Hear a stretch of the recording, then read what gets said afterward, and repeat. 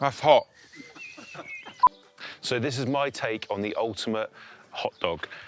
First up, we've got the Jolly Hog hot dogs. These are great. They've got some smoked salt in them, so they give it a bit of a smoky flavour. So we're going to get those on first. So they take a bit of time to go. We're going to make some pickled red cabbage. So nice thin slices to start off with. Some red wine vinegar. Make sure it's completely covered. And then some sugar. Give it some sweetness. Some brown sugar, and just mix that in.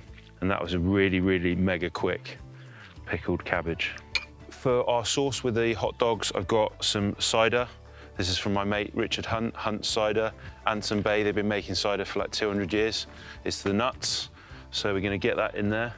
Got a pan on that's nice and hot, so we just reduce that down a bit. Whilst that's reducing down, gonna get some apples. Clear the decks here. You can smell that cider coming off the barbecue, it's delicious. So we're gonna chop these up nice and small. So we've got some chunks in our sauce.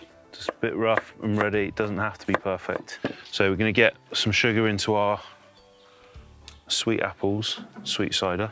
In our restaurant at Pigsty, this is on the menu, so we make our own apple cider sauce to go with the hot dog.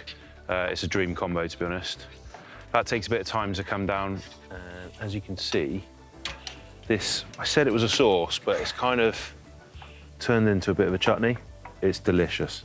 Super sweet, cider coming through, bit of bitterness there. So we're gonna start building these ultimate hot dogs. So get that in there. This cabbage is nicely pickled now, so you get a bit of crunch. Right, just gonna add in our apple sauce, stroke chutney. So a bit of this. That is delicious. There we have it. Pickled red cabbage, homemade apple cider sauce, and a jolly dog.